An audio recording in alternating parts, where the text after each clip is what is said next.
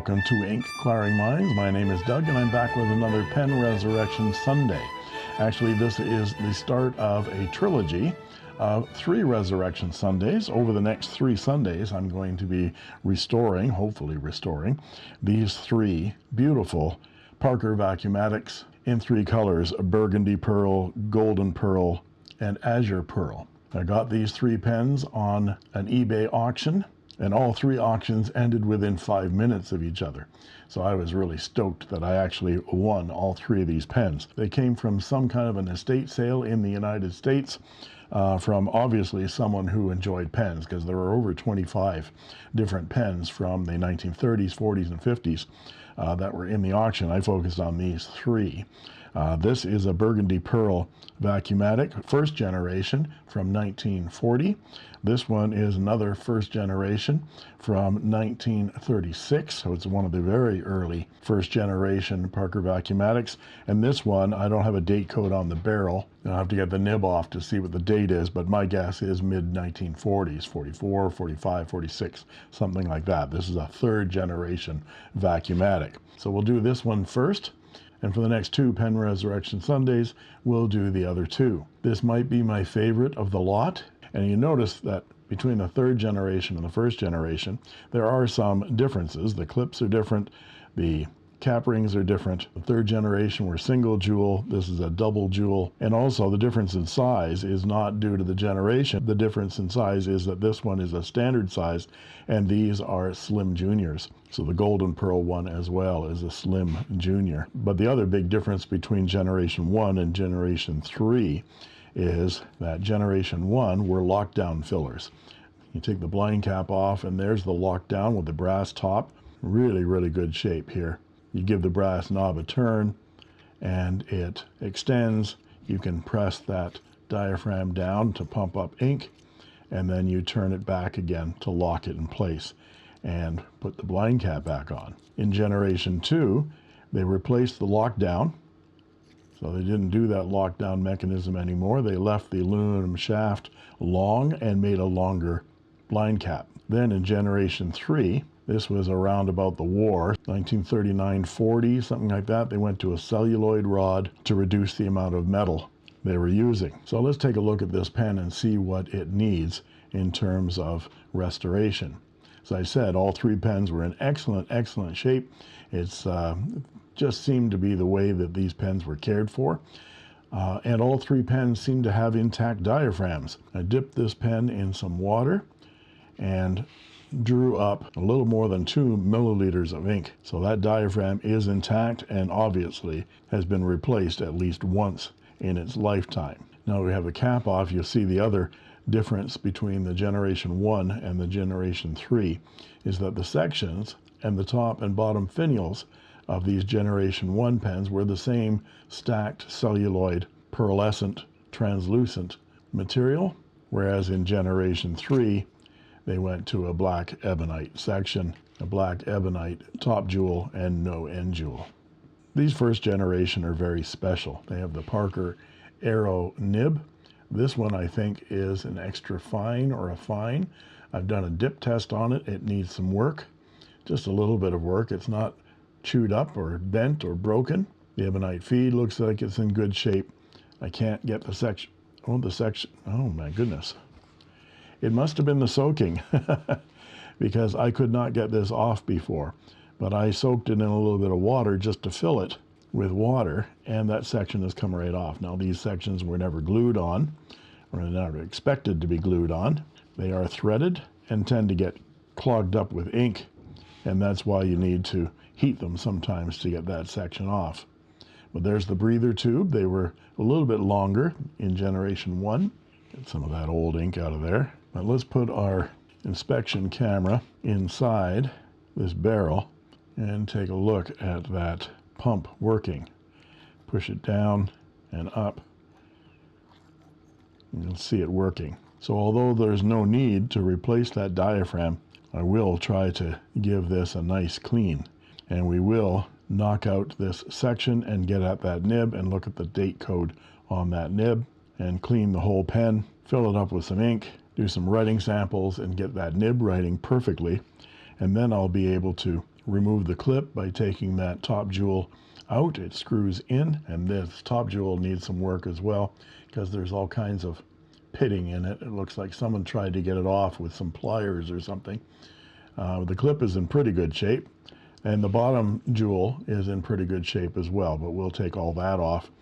And we take a look at the barrel and the cap, and there's quite a bit of marks, scoring, gouges, things like that in this old celluloid, which is about 85 years old now. And the blind cap has some gouging in it as well.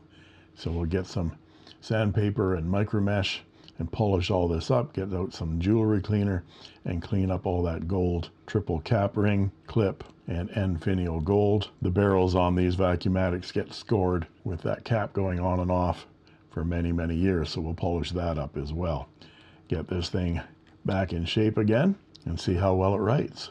So here's the section, nib, and feed and breather tube. Let's see if we can get that breather tube out. It generally just pulls right out. Try to pull it out straight without twisting it. There we go. And we don't want to lose these small parts, so that's why I always use one of these transparent containers to put my small pieces in. Let's put that in there as well. Now we need a rod to knock out that feed, and that's the right size right there. We'll get out our Bill's block. Thank you, Bill. Find the right hole to knock it out. And get some height and our small hammer.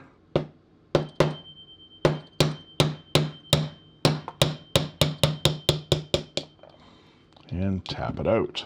There's the nib still in the section. Pull it out. There is some ink on there because I dip tested the nib. Got the ink off of that feed.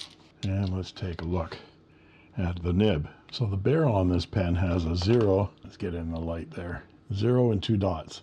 Second quarter of 1940. But the nib has 2 dots and a 2. So that's 1942. The rest of the pen was made in 1940, and this nib was made in 1942. So they were using up some old stock of rods and parts and putting newer nibs on them. So what do you call this, a 1942 or a 1940? I'm going to continue to call it a 1940 because most of the pen is 1940. This could have been a replacement nib, but generally replacement nibs that came from the factory had an R marked on them somewhere for replacement. But we're going to drop all of these parts in the ultrasonic bath of pen flush, which is 9 parts distilled water and 1 part ammonia, and get them nice and ultrasonically clean. And then I'm going to go at polishing that feed and polishing up that nib with my jewelry cloth. And while we're at it, I'm going to take that clip off. We have to remove that jewel, which is screwed in. We use a little bit of matting material, or if it gets stubborn, I use a little bit of low-tack painter's tape. Now, I've already loosened this to get it moving with some tape, and so the gripper material is going to take it the rest of the way off, I hope. Looks like I'll need another piece of painter's tape. There we go. So there's our jewel made of this same stacked celluloid, tiny part, and it's got lots of wear on it. So we're going to have to get some 400 grit sandpaper after that and get those scratches and grooves out, and then go at it with some micro mesh. Now that the clip is off, we can put it in the ultrasonic bath as well, along with the cap. We might as well throw the barrel in there as well. And here are all our parts out of the bath. I did want to turn off some lights here and show the transparency of this barrel. Look at that. It's just gorgeous. Beautifully transparent and clean. And that nib came up very nicely. So we're going to polish it up a little bit more with my jewelry polishing cloth.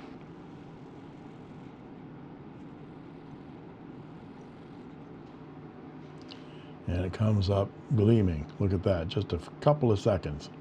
Now the underside is tarnished with old ink and stuff, and you don't see that, of course, but I'm going to polish it up anyway. Just turn one side of the polishing cloth over and put a cotton swab on it, and we can polish up that concave side of the nib.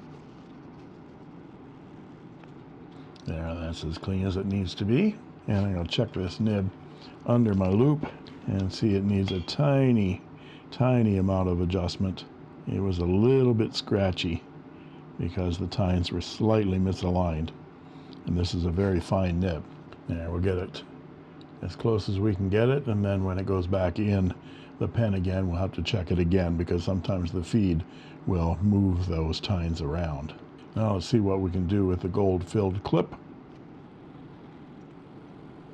Again, the black on the jewelry cloth does not mean it's dirt. It is what gold looks like when it polishes off. This is the part you can never get to when the clip is on the pen, the underside of that clip. Looking brand new.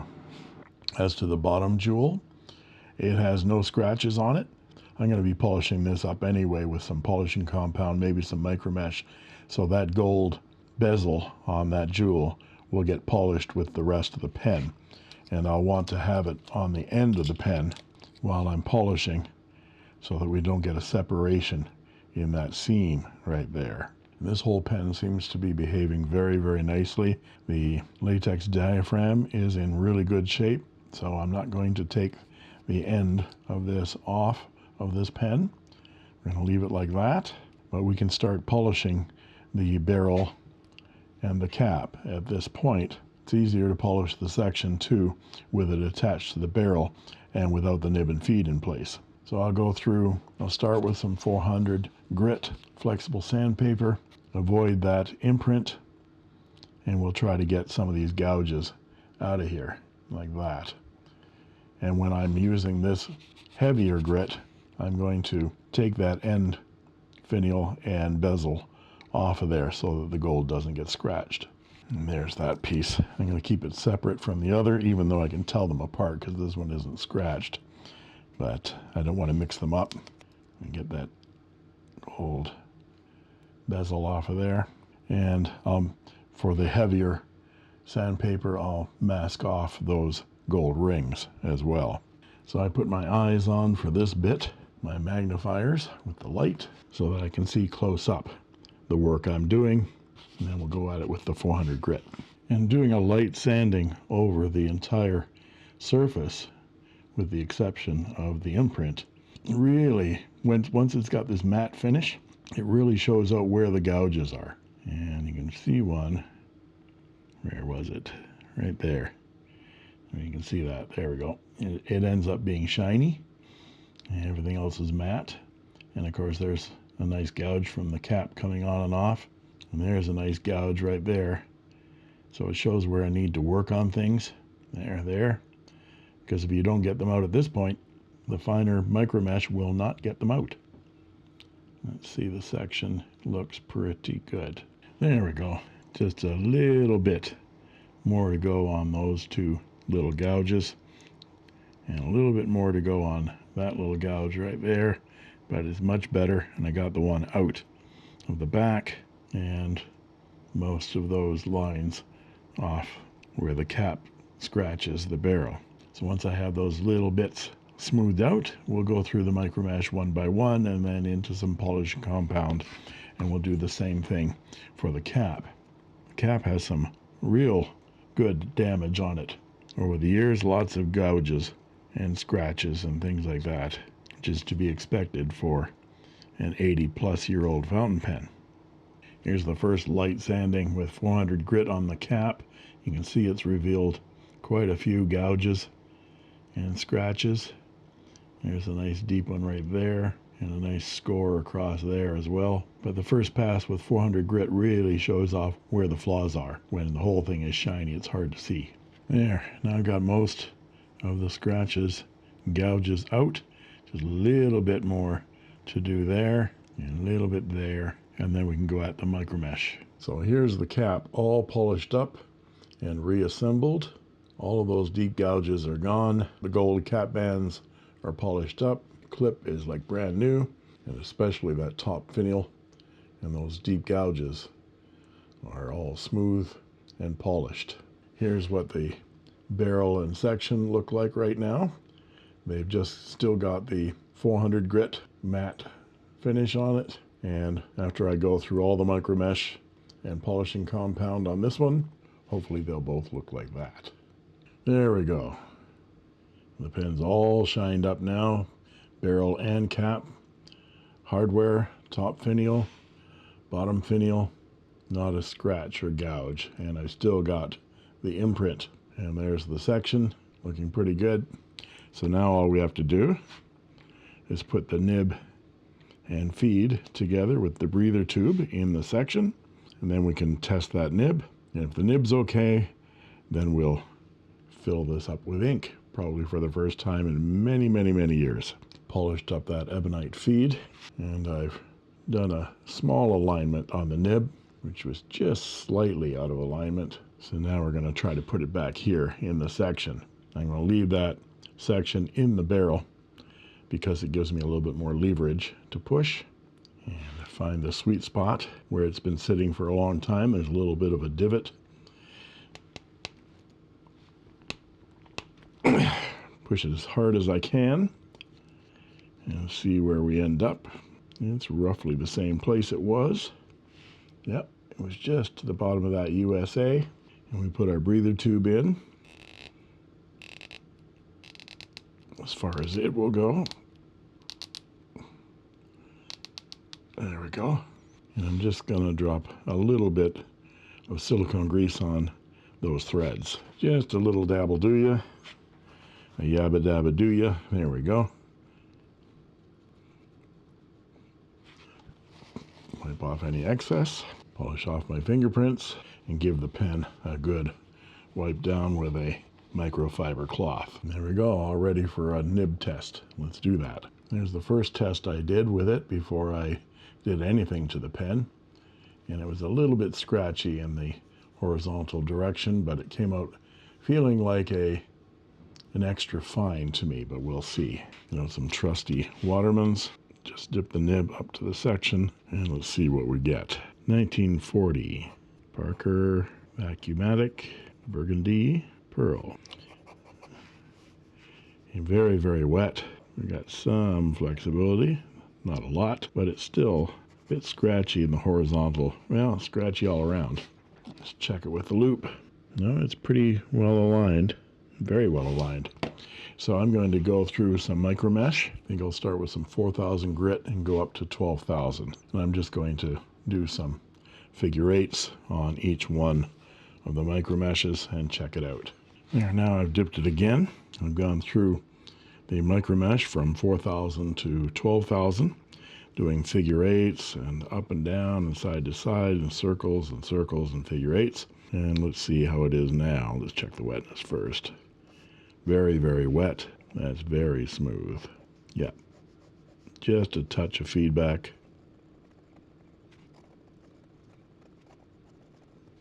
And of course, this pen in my hand needs to be posted, I think. Yeah, that's much better. It's a little bit too small for me when it's not posted. There we go. That is gorgeous. Wow. Okay, so now I'm going to fill it up. First, I want to measure the weight of the body with no ink in it.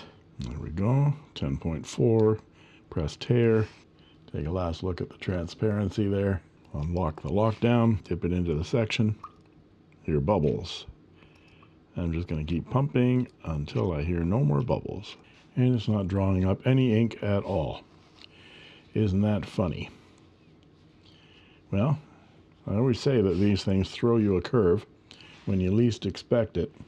And I can tell that without even measuring it, because look, hardly any ink has come through that breather tube. So either the sack has just broken while I was using it. Could be because it probably hasn't been used in a while. Can't believe that there's an air leak in there anywhere. So I might have to dissect this pen after all. There we go. That's a little bit better. 2.39 milliliters of ink. That's kind of the measurement I got when I did it the first time with water. And the reason I wasn't getting it earlier was because I had pushed that breather tube a little bit too far in. I pulled it out a little bit more so that it's about the middle of that barrel right now. And I watched it through the transparency while it was filling up. And of course, it's opaque now. Push that lockdown back in again. It will expel ink. So we'll keep the nib in the ink, push it down, and give it a turn to lock it down. And there we go. But we've got a completely restored 1940 Parker Vacumatic in Burgundy Pearl. Now, I've been calling this a slim junior pen. It's 119 millimeters in length, which makes it a debutante in length. And according to Richard Binder's website, Parker changed the lockdown to the speedline filler in 1937. Now, this barrel says 1940, and the nib says 1942. Now, he does say that all models weren't switched over to the speedline filler right away. They probably used up parts.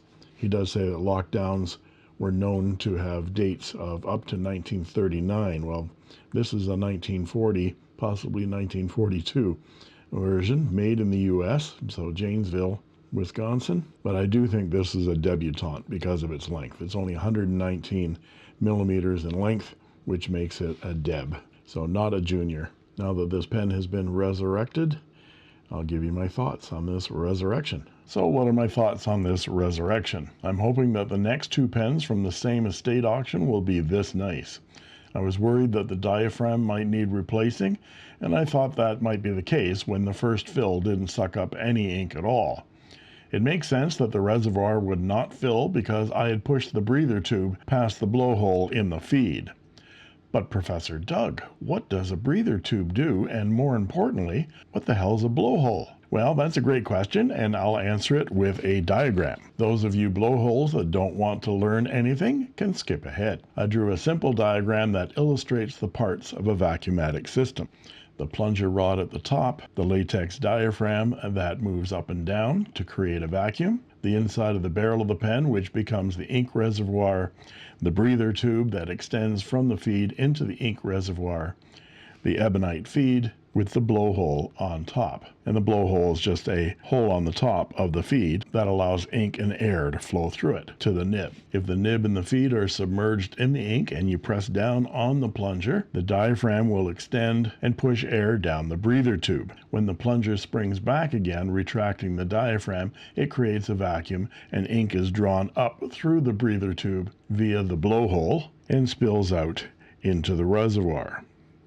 As the reservoir fills with ink with each subsequent press, once it reaches the top of the breather tube, the pressure is equalized and there's no more vacuum, so the pen is filled. It is similar to the mechanism that the human body uses to breathe. Our breather tube is our windpipe, and the muscle diaphragm in our abdomen moves up and down, drawing in fresh air and expelling carbon dioxide with each breath. And you can give your opinion of my diagram and explanation by leaving a comment down below. And remember, opinions are like blowholes. Everyone's got one. And now that the blowholes among us have returned after the lesson, I can say that this gorgeous 1936 Parker Vacumatic Debutante in Burgundy Pearl celluloid is fully restored and for sale. I put it here next to my Pilot Metropolitan for scale, so it's clear that this is a small fountain pen. The Debutante was designed for people with smaller hands, and there are the two pens posted as well. I've decided to sell this beautiful pen for $200 US plus shipping. If you're interested, email me at inkquiringminds@gmail.com with your name and address so I can get you your shipping code. Canada Post is currently on strike in Canada, so I'll give you a quote from an alternate shipper. And there you have it. If you like this video, please like and subscribe, and don't forget to ring that bell to get instant notifications whenever a new video is posted. And you can join as a member of my channel for only 99 cents a month, and I guarantee I'll answer your comments in the comment section, and you'll get cool emojis, badges, sneak peek unboxing videos, as well as instant access to my videos the moment I post them. And that just leaves it for me to say, thank you